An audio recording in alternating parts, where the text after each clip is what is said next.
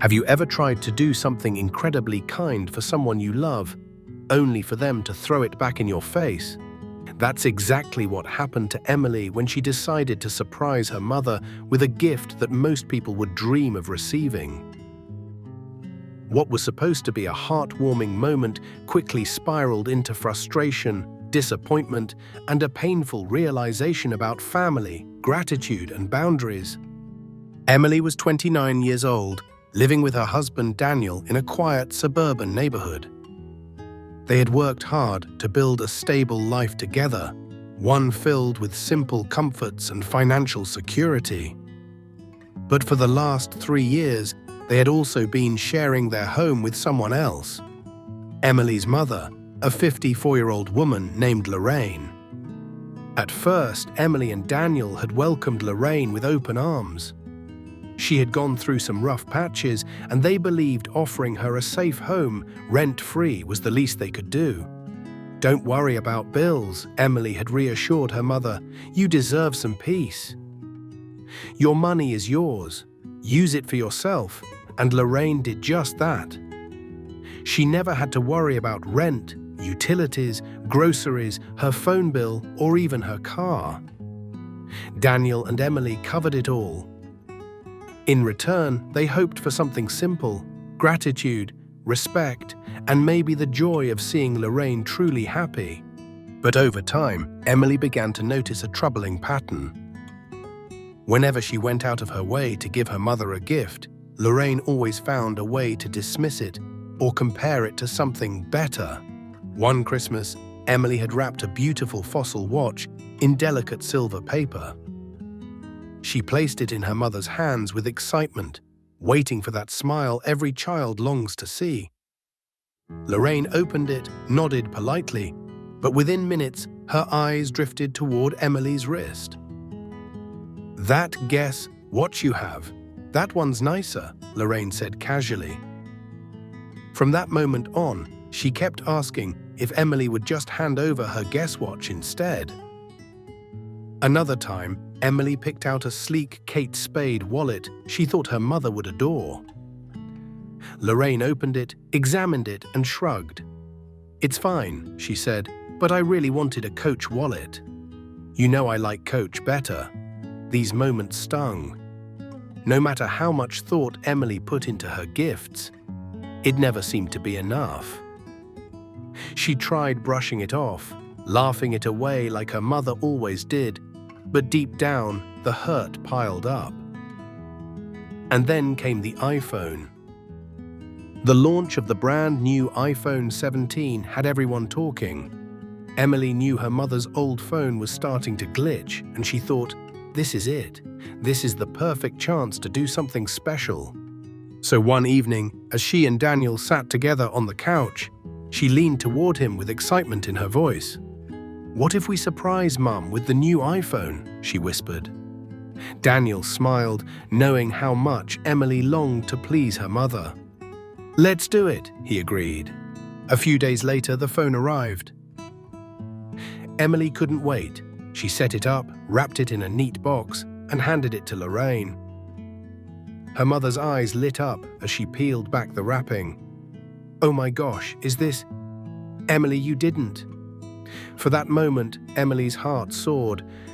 Lorraine was happy, genuinely happy. The phone fit perfectly in her hand, shiny and new, with every modern feature she could possibly need. Emily and Daniel exchanged a glance that said, "Finally, she loves it." But happiness didn't last long. Just 3 days later, Emily came home to find her mother sitting at the kitchen table, scrolling through the internet with a furrowed brow. "Emily," she began, "did you know there's a larger version of this phone? It's supposed to be the best one. Why didn't you get me that one?" Emily froze. "Mum, the bigger one would have been too large for your hand, and besides, this one is brand new. It's the same phone, just a different size." Lorraine pursed her lips. "Still, if you were going to get me a new phone, wouldn't it make sense to get me the best one?" Something inside Emily cracked. The frustration she had been bottling up for years spilled over. "Mum, we spent a lot of money on this." It is the best one, for you. Why can't you just be happy with it?" Lorraine simply laughed, waving her hand as if Emily were overreacting. "Don't be so sensitive. I just think the bigger one would have been better, that's all." That night, Emily sat in her bedroom, replaying the conversation in her mind. Her husband placed a comforting hand on her shoulder. "Emily, if your mum doesn't appreciate what we give her, then maybe it's time she starts paying for her own things, especially her phone. We don't owe her an upgrade." Emily's chest tightened. Deep down, she knew Daniel was right. But the guilt tugged at her. Was she a bad daughter for feeling this way? Or was it time to set boundaries before the resentment consumed her completely? She decided to share her story online, desperate for an outside perspective. Maybe strangers could see what she couldn't. Within hours, the replies flooded in. And what people said shocked her. If you've ever dealt with ungrateful family members or had your kindness taken for granted, you won't want to miss what happens next. Because Emily is about to learn a powerful lesson about love, respect, and knowing when enough is enough. But before I continue the next part of this story, make sure to hit that like button and subscribe to the channel so you don't miss the twists and turns ahead. The responses came flooding in faster than Emily could keep up with. She sat on the couch with her laptop, scrolling through one comment after another, her emotions swirling somewhere between relief and heartbreak. Strangers from all over the world were telling her exactly what she had been too afraid to admit. "Your mum is spoiled," one wrote bluntly. Another added, "She doesn't appreciate the sacrifices you've made. Stop enabling her." Emily leaned back, exhaling a long breath. She whispered almost to herself, "So it's not just me. I'm not crazy." Daniel, sitting beside her, nodded firmly. "See, you're not alone in this. People understand." He wrapped his arm around her. "I think it's time you stop pouring your energy into gifts that only lead to disappointment." But part of Emily still struggled. This was her mother, the woman who had raised her, who had once sacrificed so much when Emily was little. Could she really change how she treated her? Could she really start saying no? Over the next few days, the tension in the house grew thick. Lorraine didn't mention the phone outright again, but her silence said enough. She would sigh when using it, tap her fingers impatiently, and casually remark things like, "Well, my friend Sandra got the bigger version, lucky her." Each comment sliced at Emily's patience. Until finally, one evening at dinner, Daniel spoke up. "Lorraine," he began, his tone calm but firm, "Emily and I need to talk to you about something important." Her mother looked up from her plate, eyebrows raised. "Oh, what is it now?" Emily's hands trembled under the table. She had rehearsed what she wanted to say, but now the words stuck in her throat. Daniel squeezed her hand for strength. "It's about the phone. And about everything else." Lorraine tilted her head, defensive already. "What about it?" "I didn't ask for a new phone. You two just decided to buy it." Emily finally found her voice. "Yes, Mom, we did because we wanted to do something nice for you. But instead of being happy with it, you've spent days hinting that it's not good enough, and honestly, this has happened so many times. With the watch, the wallet, everything." Her mother laughed, a sharp little chuckle. "Oh, Emily, you're being dramatic. I was just making conversation." "No, Mum," Emily pressed, her voice shaking but stronger now. "This hurts me. Every time I give you something, it feels like it's never enough. And I can't keep doing this. It's draining." Silence fell over the table. For a moment, it felt like the walls themselves were listening. Finally, Lorraine scoffed. "So what? You're going to stop giving your own mother gifts now? That's how it's going to be?" Daniel's voice cut through the air. "If you want something different, then maybe it's time you start buying those things for yourself. We've covered everything, your rent, your car, your phone bills, but we can't keep spoiling you just for you to turn around and complain." Lorraine's face hardened. "Excuse me?" Emily's heart pounded. "Mum, I love you, but you don't pay for anything here. Not one bill, not one expense. And still, you expect more. That's not fair to us." The words hung heavy between them. Lorraine pushed back from the table, her chair scraping against the floor. "I can't believe what I'm hearing. My own daughter talking to me like this, after everything I've done for you." She stormed out of the room, leaving Emily and Daniel staring at each other in stunned silence. That night, Emily lay awake, her mind racing. She replayed her childhood memories, the times her mother had scraped together money to buy her school supplies or stayed up late sewing patches on her clothes. She had been a good mum once. What had changed? Or maybe, had she always been like this and Emily had just never noticed? The days that followed were filled with icy silence. Lorraine avoided long conversations, retreating to her room or leaving the house for hours at a time. And Emily couldn't shake the gnawing guilt that clung to her. Until one afternoon, when everything came crashing down, Emily returned from work to find her mother sitting at the kitchen counter, the phone box in front of her. "Emily," Lorraine said, her tone unusually serious, "I've decided something." Emily braced herself. "What is it?" "I want to return this phone. I'm going to buy the bigger one myself. Clearly you think I'm ungrateful, so I'll just handle it." Emily blinked in shock. "Wait, you want to return the gift I gave you?" "Yes," Lorraine replied firmly. "It's not the one I wanted, and I don't want you to hold it over me." Her words stung like a slap.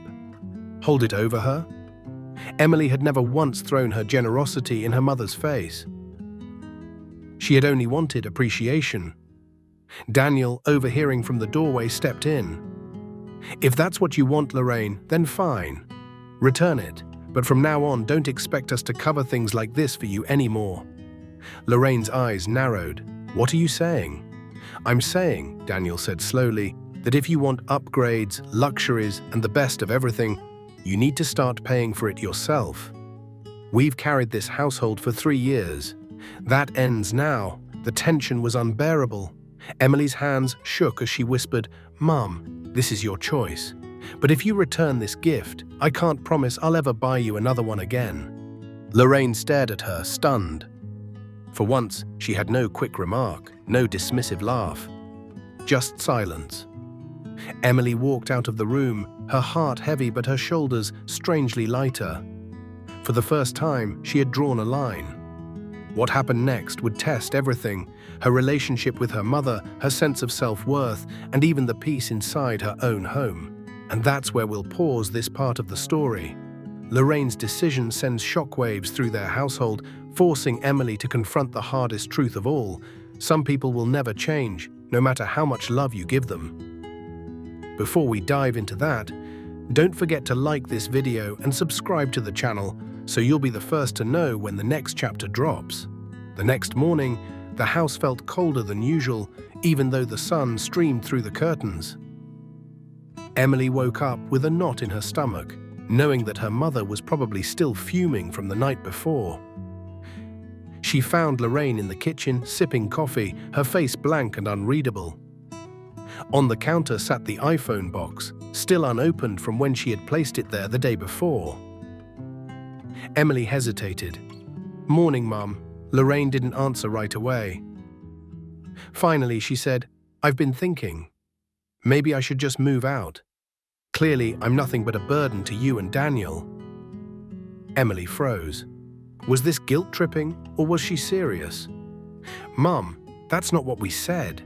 We need you to see how much we've been doing for you, and how it feels when you act like nothing is ever enough." Lorraine sighed dramatically. "You two don't understand. I worked hard my entire life. I raised you alone. And now when I want something nice, suddenly I'm spoiled. Is that what you think of me?" Emily's eyes welled with tears. "No, Mum, I think you deserve nice things, but it feels like nothing I do for you matters. It's never good enough." Lorraine slammed her coffee mug onto the counter. "Maybe because you don't listen. You buy what you think I should have, not what I actually want. That's the problem." Emily was stunned. She had never heard her mother say it so directly before. It wasn't that she didn't appreciate gifts, it was that she expected to dictate what they should be. Daniel, who had just walked in, leaned against the doorway, arms crossed. "Then maybe, Lorraine, the answer is simple. Buy what you want with your own money. No more surprises, no more disappointments." For once, Lorraine had no comeback. She just sat there, lips pressed tight, eyes darting away. The silence was deafening. Days passed, and Lorraine grew more distant. She avoided eating meals with them, spent hours in her room, and even ignored Emily when she tried to start conversations. Emily felt torn in two. Part of her wanted to apologize just to restore peace. The other part knew this was a battle she couldn't back down from, not if she wanted to stop the cycle of ungratefulness. Then, one Saturday afternoon, everything boiled over. Emily was cleaning the living room when she heard her mother on the phone, her voice sharp and bitter. "Can you believe it? My own daughter. She buys me the wrong phone, then acts like I should be grateful, and now she wants me to pay bills when I've done nothing but sacrifice for her my whole life." Emily's chest tightened. She felt heat rising in her cheeks. Her mother was twisting the story, making herself the victim. When Lorraine hung up, Emily stepped into the doorway. "Mum, were you talking about me?" Lorraine flinched, then straightened her shoulders. "Well, if the shoe fits." Emily's voice trembled. "How could you say those things? You know it's not true. You know how much we've done for you." Her mother shrugged. "I'm just telling the truth. You think you're some kind of saint because you let me live here? Please. You owe me. I raised you, didn't I?" The words hit Emily like a knife. You owe me. All her life, she had tried to repay her mother's sacrifices, believing love was about giving, supporting, providing. But in that moment, she realized her mother didn't see it as love. She saw it as debt. Tears burned in Emily's eyes. "Mum, I don't owe you. I love you. But love isn't about keeping score. It's not about debt." Lorraine's face twisted with anger. "That's easy for you to say when you have everything handed to you by your husband. You think you're better than me now." Daniel stepped forward, his voice steady but firm. "Enough, Lorraine. This is our home, and if you can't respect us, maybe it's time you find your own place." The words hung heavy in the air. Lorraine's eyes widened, her jaw tightening. "Are you kicking me out?" Emily's heart dropped. She hadn't wanted it to come to this. "Mum, no one's kicking you out, but you need to meet us halfway. You need to stop acting like nothing we do is enough." Lorraine's voice cracked. "You're ungrateful, both of you. I gave you everything, and this is how you repay me?" She stormed out of the house, slamming the door so hard the windows rattled. Emily collapsed onto the couch, sobbing. Daniel held her close, whispering, "You did the right thing. We can't let her keep hurting you like this." But Emily's mind swirled with doubt. Was she a terrible daughter? Or was this the first time she had finally stood up for herself? That night, Emily lay awake, staring at the ceiling, replaying every word. She remembered being a little girl, looking up at her mother with adoration, believing she was perfect. And now, she didn't recognize the woman she was living with. The next morning, Lorraine didn't come home. And when she finally did, 2 days later, she had a plan that would shake everything in their lives. And that's where we'll pause this part of the story. Because in part, Lorraine makes a shocking decision that forces Emily to choose between keeping peace with her mother or finally setting herself free. Before we continue, don't forget to like this video and subscribe to the channel, because the hardest part of Emily's journey is yet to come. 2 days passed before Lorraine finally returned. Emily sat in the living room with Daniel when the sound of the front door opening echoed through the house. Her mother stepped in, dragging a suitcase behind her. Emily's heart sank. "Mom, where have you been?" Lorraine didn't look at her daughter right away. She set the suitcase down with a thud, took off her coat, and finally spoke. "I stayed with a friend. I needed time to think, and I've decided I'm moving out." Emily's breath caught. She had wanted boundaries, yes, but the thought of her mother leaving completely sent a wave of panic through her. "Mom, wait, can we talk about this?" Lorraine crossed her arms. "What's there to talk about? Clearly you don't want me here. You think I'm a burden. You think I'm greedy. Fine, I'll go live somewhere else. Maybe then you'll appreciate me." Daniel stood slowly, his expression calm but serious. "Lorraine, this isn't about not appreciating you. It's about respect. We can't keep giving and giving when all we get back is criticism." Her mother scoffed. "Criticism? That's what you call honesty? You two just can't handle the truth." Emily's voice cracked as she tried to hold back tears. "Mom, this house has always been open to you.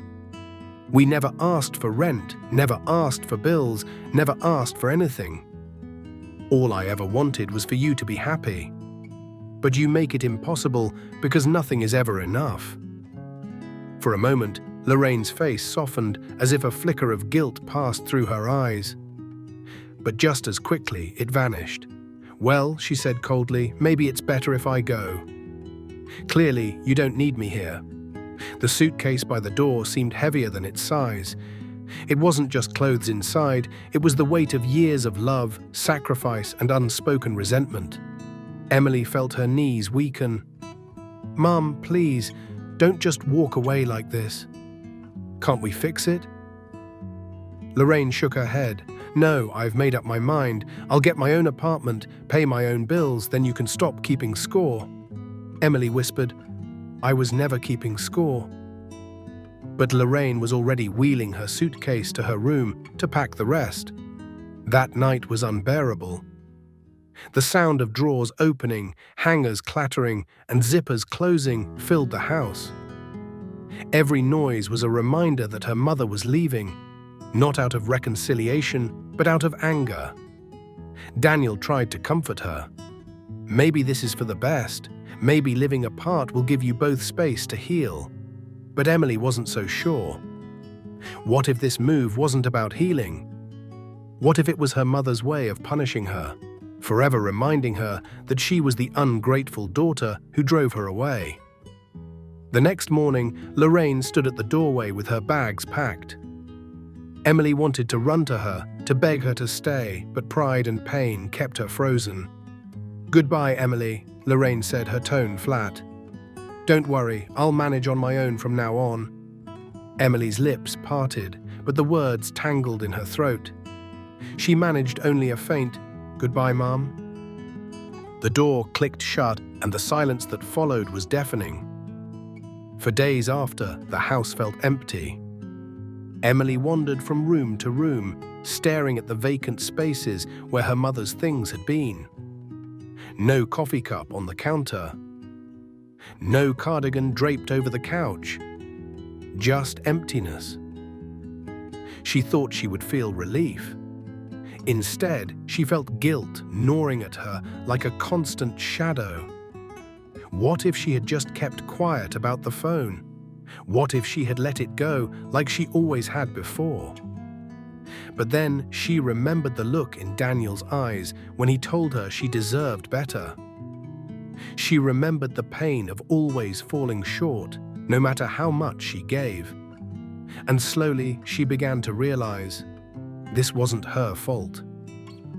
One evening, as she scrolled through her messages, Emily saw a text from her mother. Her heart pounded as she opened it. It read, "I bought the bigger iPhone. Happy now? At least this one is what I actually wanted." Emily's chest tightened. Even after moving out, her mother still found a way to twist the knife.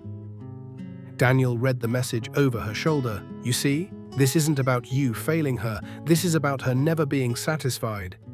Tears welled in Emily's eyes again. But she's my mum. Shouldn't I try harder?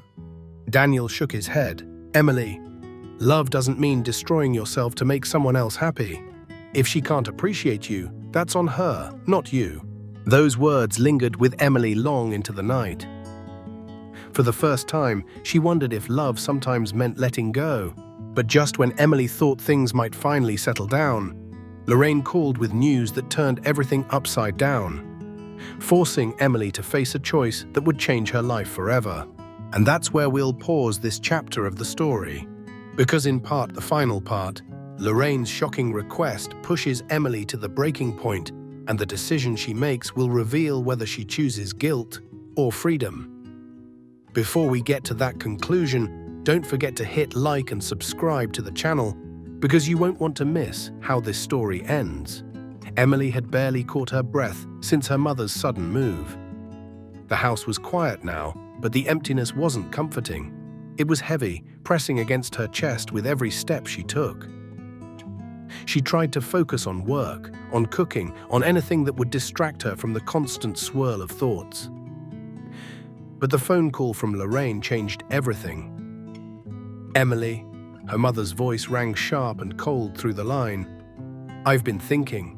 Since you clearly don't appreciate me, I want you to send me money, rent, bills, and anything else you've been saving by me living with you. Consider it back pay for everything you've taken from me. Emily froze, the phone slipping slightly from her hands. The words felt like a punch straight to her chest. Rent, back pay, bills. This wasn't just ungratefulness anymore, it was audacity. Mum. Emily's voice trembled. I can't do that. We've been supporting you willingly because we love you. It was never about owing you anything. Lorraine's laugh cut through the line. Love? That's a joke. Love doesn't mean giving and giving while someone criticizes you at every turn. Now it's time to pay your debt. Emily sank onto the couch, tears blurring her vision. She felt trapped between heartbreak and fury. All those years of trying to be the perfect daughter, all the sacrifices, and this is how her mother repaid her. Daniel came over and sat beside her, his presence steady. Emily, look at me, he said. You've done everything you could. This isn't your responsibility. She's making demands that are completely unfair. You have a choice now. Do you let her control your life with guilt, or do you finally put yourself first? Emily swallowed hard, feeling a storm of emotions inside her. The little girl who once wanted to make her mother happy at all costs was gone. In her place stood a woman who realized love shouldn't destroy her. Taking a deep breath, Emily picked up the phone. Mum, she said firmly, her voice steady now. I can't send you money. I can't pay for things you want. We gave you a home because we love you, and we wanted to help you, not to buy your gratitude. You can either respect that, or we'll have to live separately and let you manage your own life. There was silence on the line. Emily held her breath, waiting for the anger, the yelling, the manipulation. But it never came, at least not right away. Finally, Lorraine's voice softened, almost reluctantly. You really mean that? Yes, Mum, Emily said. I mean it. I love you, but I can't keep living in a cycle where nothing is ever enough. There was another pause, and then the line went quiet. Emily hung up, feeling both scared and strangely liberated. She turned to Daniel, who gave her a small, proud smile. You did it, he said. You finally stood up for yourself, and you didn't have to hurt anyone to do it. Days turned into weeks, and life began to settle into a new rhythm. Lorraine continued living in her own apartment, paying for her bills and slowly adjusting to independence. Emily and Daniel's home felt lighter, calmer, filled with relief instead of tension. Emily realized that something important. Standing up for yourself doesn't mean you stop loving someone. It means you love yourself enough to set boundaries, to protect your peace, and to break cycles that don't serve you. One evening, as she watched the sunset from her living room, Emily reflected on everything that had happened. The frustration, the heartbreak, the confrontation, the tears, all of it had led her to one truth: love without boundaries can become toxic. She picked up her phone and typed a short message to her mother. "I hope you're doing okay. I still love you, but I need to live without being hurt. I hope we can find respect in our relationship." It was a small message, but it carried the weight of a lifetime of lessons. Emily finally understood that letting go of guilt was not the same as letting go of love. From that day on, she lived with peace, confidence, and clarity. She realized that it's okay to say no, to prioritize yourself, and to step back from relationships that drain you, because self-respect is not selfish. It's necessary. And the moral of Emily's story is clear. No matter how much you love someone, it's never okay to sacrifice your own well-being for the impossible expectation of someone who cannot appreciate you. True love thrives on respect, gratitude, and balance, not obligation, manipulation, or guilt. Emily had finally broken free, not from her mother, but from the cycle of ungratefulness that had haunted her for years. And in that freedom, she discovered the strongest love of all, the love she had for herself. Thank you for following Emily's journey. If this story inspired you, hit the like button and subscribe for more real-life stories that remind us of the power of boundaries, love, and self-respect.